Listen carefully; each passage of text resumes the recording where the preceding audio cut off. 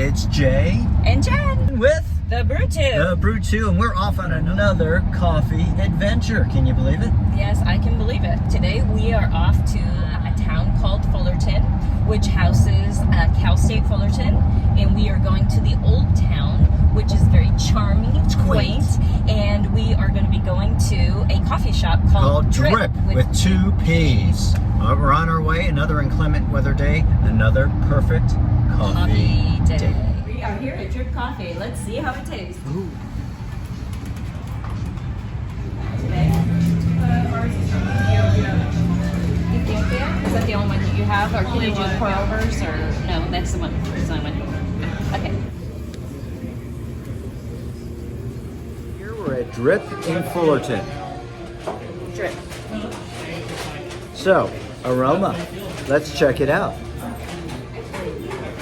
I'm going naked today. I'm not adding any sort of. It's a good day.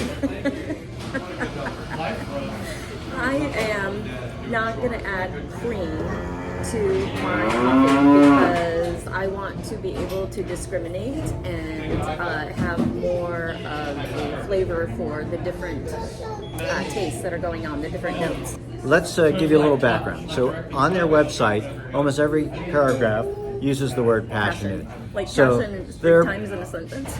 And sometimes 3 times in a sentence. That's right. They're passionate.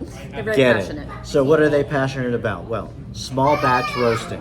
And they are fair trade certified and non-GMO. I guess there's a coffee scoring system. They're at least at an 80.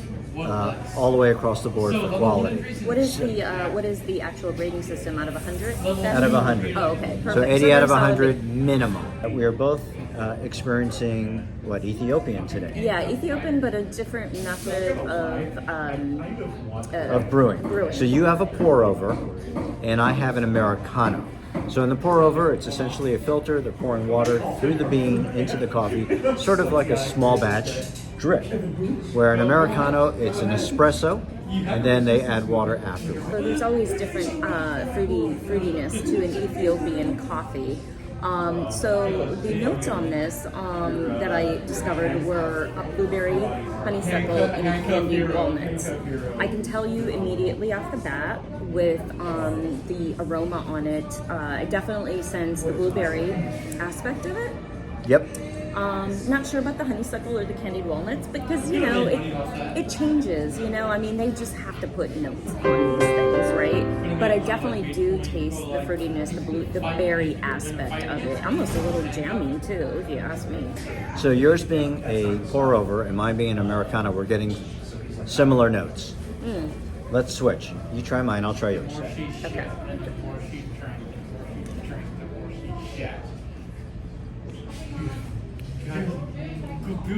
Huh. Different.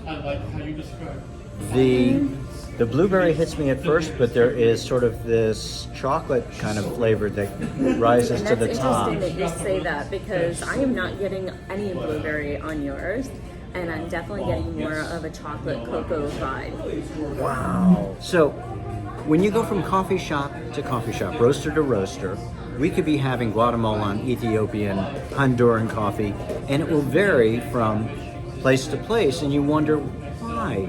The bean is grown in a certain region, maybe it should have a certain character. Why doesn't it maintain its consistency?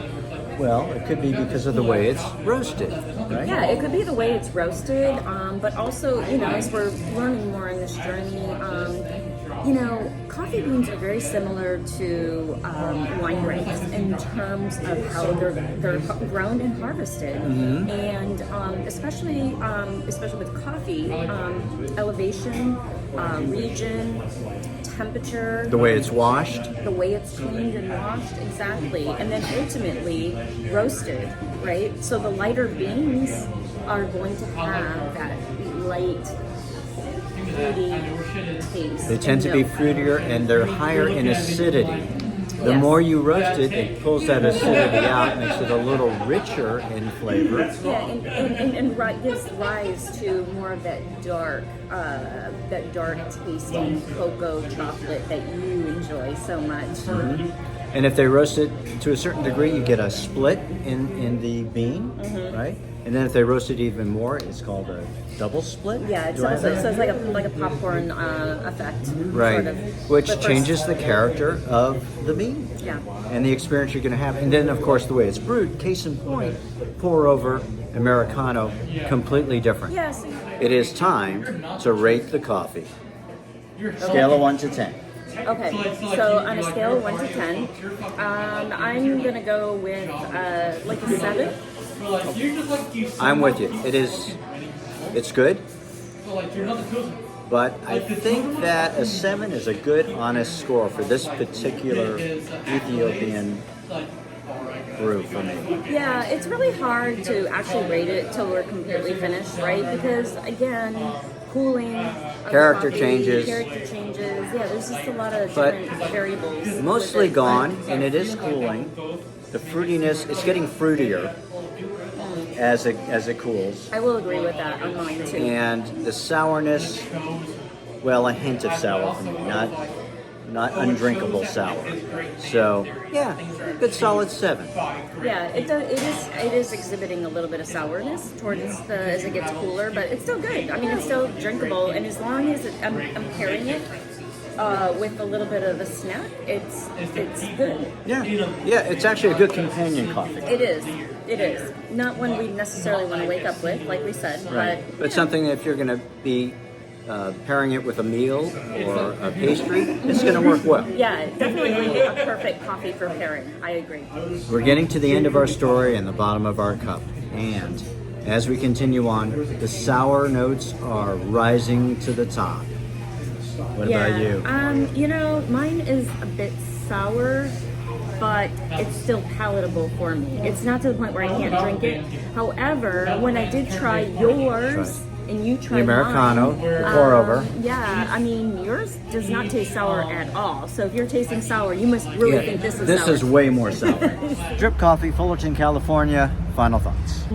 Overall I liked it. I just had a little bit different expectation going in because of the website. I thought we would be able to actually order something other than Ethiopian, because when we got there and we ordered our coffee, it was just, this is what we have today. And I had a different expectation based on the website and their, passion, orientation towards consumers. Yeah, they led you to believe that you can get a coffee for anyone, any taste. We'll brew it for you, 1 cup at a time. Yeah. Speaking of 1 cup at a time, if you like this adventure, please like, subscribe, ring the bell down below for notifications, and we will take you to the next coffee shop, because we are going 1 coffee shop, 1 cup at a time. the Brew to J and Jen.